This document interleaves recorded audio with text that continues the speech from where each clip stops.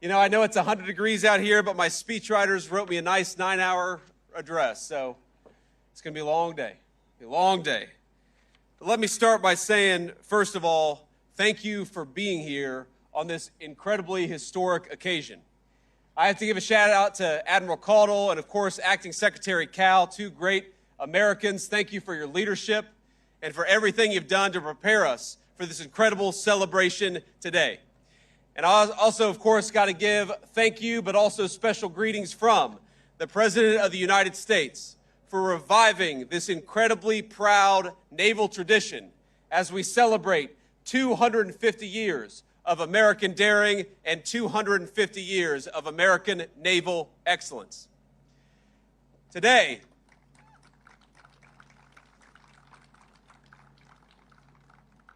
we celebrate 250 years of America facing the future without fear. We celebrate 250 years of proving what a free people can achieve by the providence of our almighty Creator. I want to welcome the incredible sailors who are with us today, all the Marines, the Coasties, and countless others from all of our forces who serve our nation and do so proudly. And I especially want to thank and welcome our wounded warriors and Gold Star families, many of New York's finest police officers and bravest firefighters, and of course we have a number of local leaders from across this tri-state area. I'm honored to welcome the dozens of Navy chiefs and other guests from other countries around the world who represent the vessels joining us in today's review. And to the Americans who are watching back home, we have over 50 countries from all over the world who chose to send fighters or naval vessels here to honor our country. And we say from the bottom of our hearts, we are grateful for our friends, grateful for our allies on this special anniversary. It is a very American thing to ring in 250 years of American history by parading our naval and Air Force might for the world to see. But I can't help but consider that 250 years ago, the waters of New York Harbor looked very, very different. While the Continental Congress met in Philadelphia to ratify the Declaration of Independence, General Washington was right here in Manhattan, peering out on this beautiful land and beautiful sea. His attention was fixed on the horizon, watching for sails of the most powerful navy on earth. 1 week before, the British had begun landing troops on Staten Island, and they had landed 32,000 in just over 6 weeks. One colonist still in the city recounted it seemed as if all of London was afloat and heading to the new nation. War was coming, and everyone knew it. By July of 1776, 80% of New York's population had emptied out in anticipation of the coming violence. And that brings us back to our great General Washington. He knew the battles to come would be bruising and would demand much of his men. But they needed to know, through hot summers and cold winters, exactly what they were being asked to fight for. And so, just a few days after the Declaration of Independence was signed, George Washington read aloud the words of the incredible Declaration. We hold these truths to be self-evident, that all men are created equal, that they are endowed by their Creator with certain unalienable rights, and that among these rights are life, liberty, and the pursuit of happiness. Even today, 250 years to the day later, these words command a tremendous power over us as Americans. For 250 years, they have stirred our hearts and they've reminded us of who we are as a people. But to Washington's soldiers, to the people to whom they were first read, think about this, they were entirely new. What has become standard American parlance, they had never heard those words before. And I think it's something striking to reflect on, that in 2026, the Declaration was written with the assumption that its audience would immediately grasp its words. Though they had never heard it, they would know exactly what it meant. It wasn't written for historians. It wasn't written for academics. It wasn't written for the generations to come.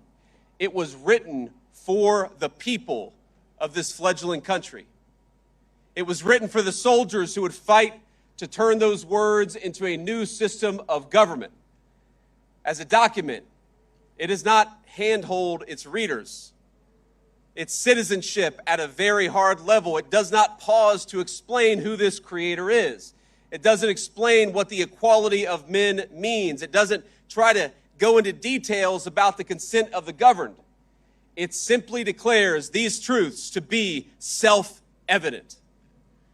250 years later, it's worth asking, self-evident to whom?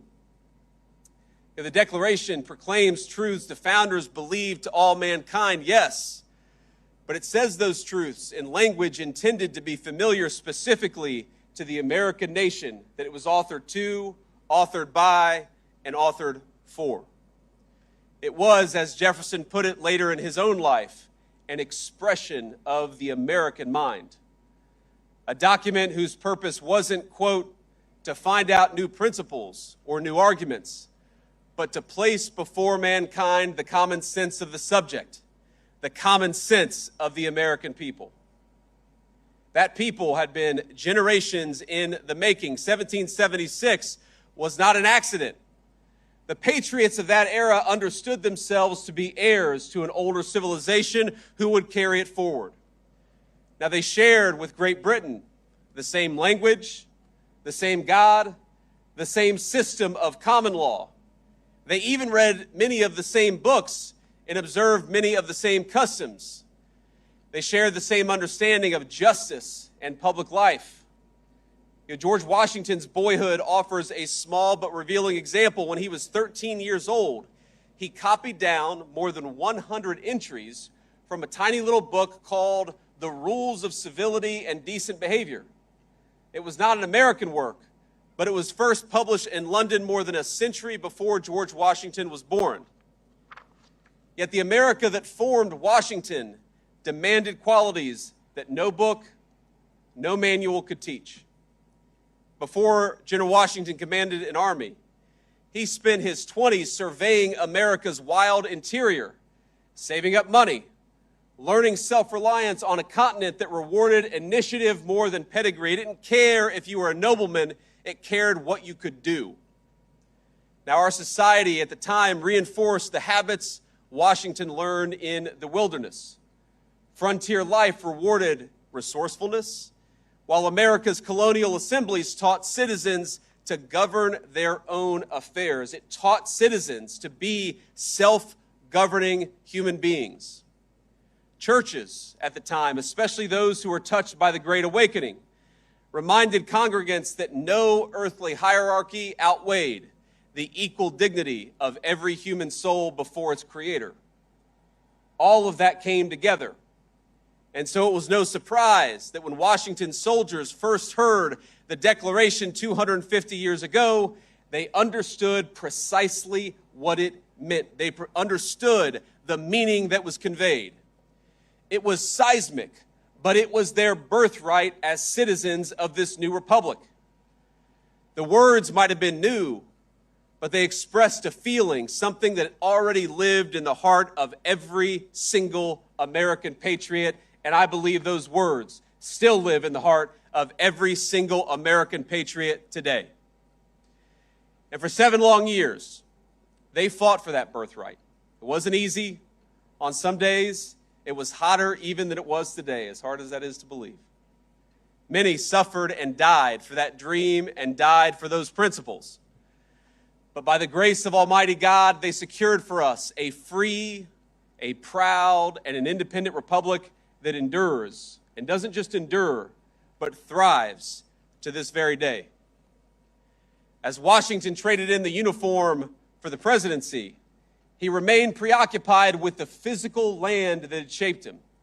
He imagined wagons crossing mountains, paths out of the Alleghenies and the Appalachians, and canals connecting the Potomac and the Ohio River to its western valleys. Our first president would not live long enough to see that vision of a continent connected, he would not live to see it to completion. But the rivers he surveyed in his youth carried on westward without him.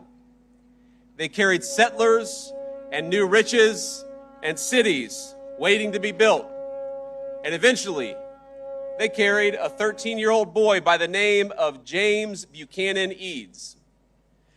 In the fall of 1833, Eads and his family, like many Americans, moved west to the nation's growing frontier, the land of opportunity. And as their steamboat approached St. Louis, its boiler exploded, throwing him into the turbulent waters of the Mississippi. The family lost everything, every earthly possession, and the river nearly killed young Eads. From that moment on, he vowed not to be a slave to that mighty river, but to make it his own. He received no formal education, but to support his family, he sold apples on the St. Louis riverfront, captivated by the bustle and frontier of boomtown St. Louis. At 16, he took a job on the water, and not long after, he conceived of an idea that most engineers at the time, they thought it was crazy. They thought it was insane. You know, sunken ships and other treasures lay scattered along the bottom of the Mississippi. No business in the world existed to salvage them, to take that buried treasure on the bottom of the mighty Mississippi and bring it to work for people. Unlike the more peaceful streams out east, the river's strong currents and turbid waters, most insisted that ordinary diving in the mighty Mississippi was impossible. You could not do what Eads proposed that we do. But he disagreed. And so he did what every American does when they're told they can't do something. He went out and did it anyway, and he did it himself. He bought a 40-gallon whiskey barrel, fixed it to a diving bell, and climbed in, and down he went all by himself. The riverbed was pitch black, the current pulling his feet every which way. Sand swirled around him like a dense snowstorm, he later recalled. But he located his target, a large hunk of lead, tied on the cable, and came back to the surface. Eads went on to become one of the nation's greatest civil engineers. He built the very first bridge spanning the Mississippi River south of its confluence with the Missouri. An impressive feat for a man who'd never built a bridge before. The people who told him, you can't build the most difficult bridge because you've never built a bridge before, he said, yes, I can, because I'm an American and I'm going to do it myself. It was the first on the planet, that bridge, to be made of steel. And residents of St. Louis still use that bridge to this very day, nearly 200 years later. That is American ingenuity and American greatness. At the river's mouth in Louisiana, Eads raised jetties that helped calm its violent flooding to prevent the buildup of silt. And by doing so, he transformed New Orleans from the 9th largest port in the United States to the 2nd most powerful port in the world, rivaling only the city that stands behind us.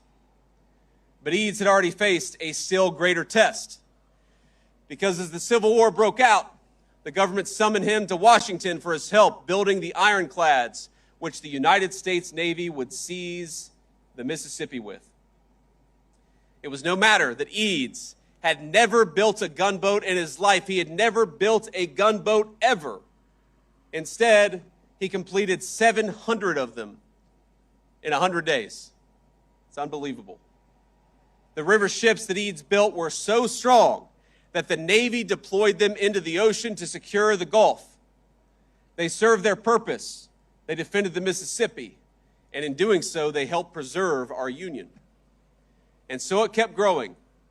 And of course, the American frontier made way to farms and factories stretching further and further west.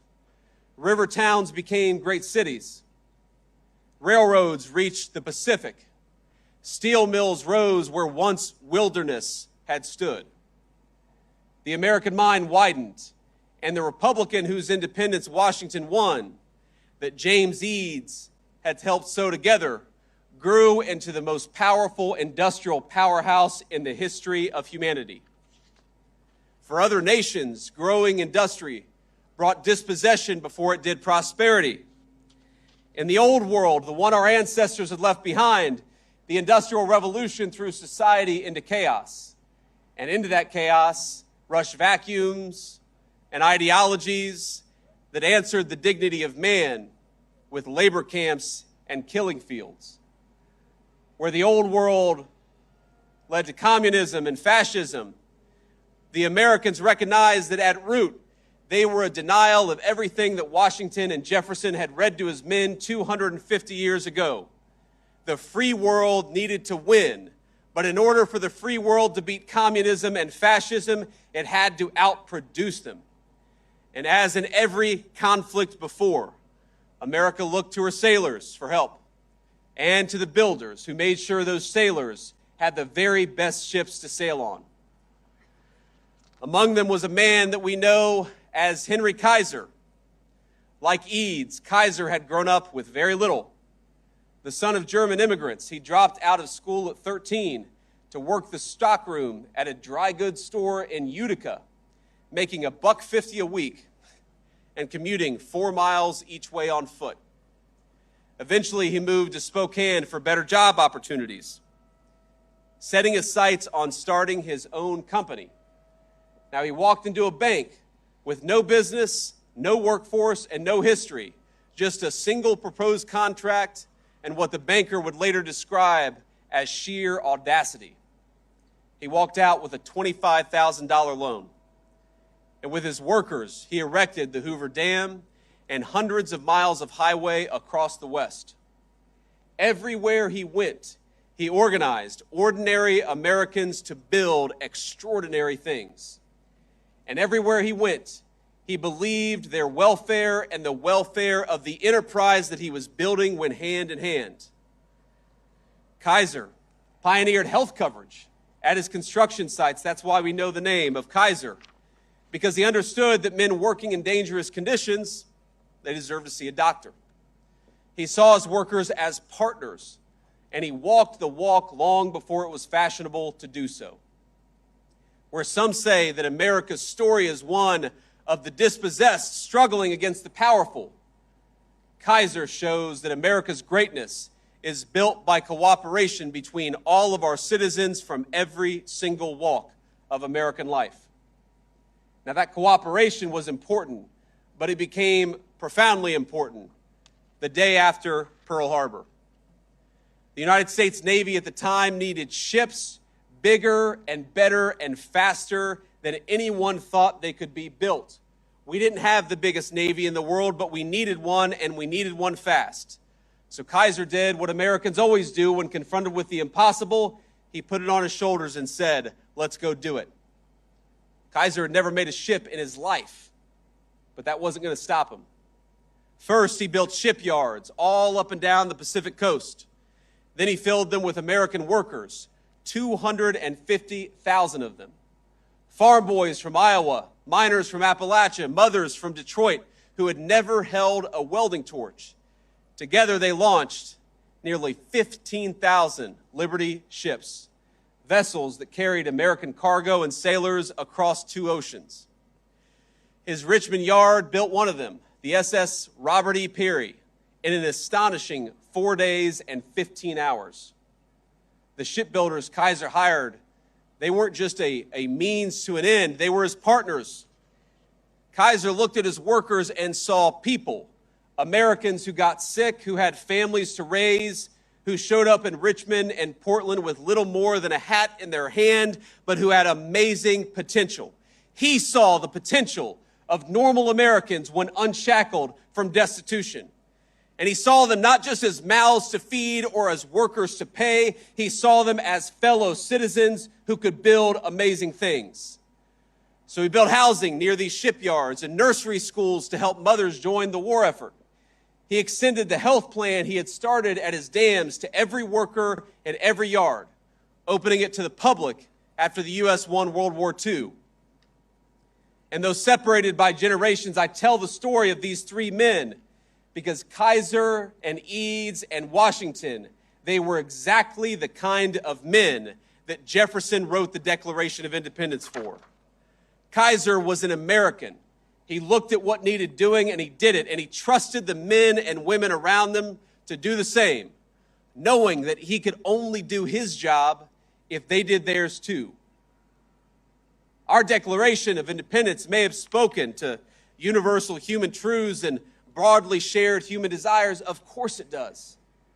But it was a document written by and for a particular kind of people, the American people.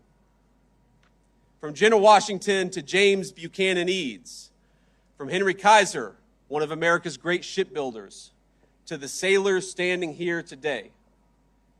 And by the way, what you folks watching at home on TV may not realize is that everything that you saw, everything that you see today was destroyed last night in a storm, but these great sailors rebuilt it in 12 hours so that you all could be here, so that we could have this amazing procession, and so we could celebrate our 250th birthday in style.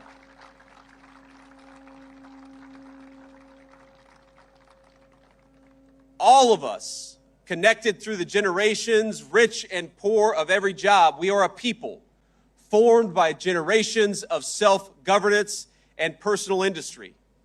We are formed by frontier assembly hall and congregation, by river valley and prairie and factory floor.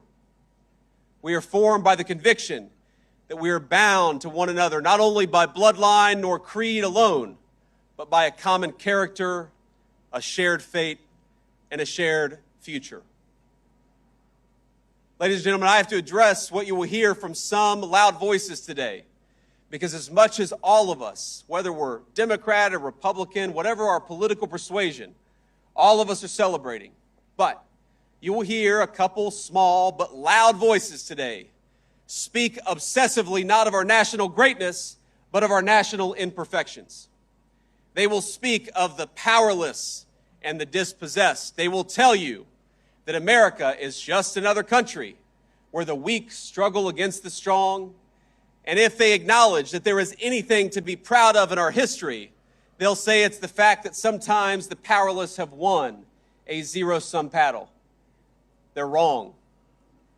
They'll talk about America's sins with the anger and zeal of a brimstone preacher, but without any of the grace or forgiveness that must be present in the Christian faith. These people misunderstand the essence of America, from Thomas Jefferson to Henry Kaiser. They misunderstand that we all have moments of great power despite those very real imperfections. That there are victims and heroes who live inside of each of us, from the most ambitious leaders and builders to steel welders like my grandfather. People who had their own role to play in turning this dangerous wilderness into the proudest civilization in history. So what I'd ask you to do, my fellow Americans, on our 250th birthday, is to reject the two-dimensional view of your fellow citizens and reject the two-dimensional view of your country. Reject that America is a place for zero-sum thinking, because it is not.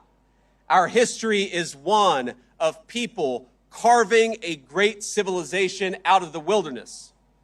Reject the view of your nation that sees only its sins, but not its grace and its greatness. Everything that we have done as a country, we have done together. Not as citizens divided against each other, but as a common people working towards a common future. When we won our independence, we were led by General Washington to liberty and greatness, but marching ahead of him were thousands of boys from all over the new nation who gave Washington's military genius its foundation and its firepower.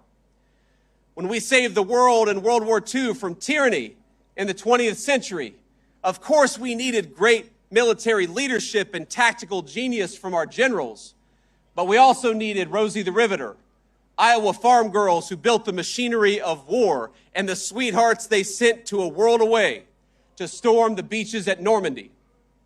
When we went to the moon, of course our great astronauts flew the rockets, and our great men of science and engineering built them. But there were clerks and janitors and welders like my grandfather who each played their distinctive American part. All of us have a part All of us had our part, our role to play in creating 250 years of a proud American story. And all of us will need to do our part to create the next 250 years of American greatness. So I say to all my fellow Americans, I'm proud of you. Happy birthday. And happy birthday to our great nation. Today, my friends, we celebrate. And tomorrow we get back to work. God bless you. Thank you for having me.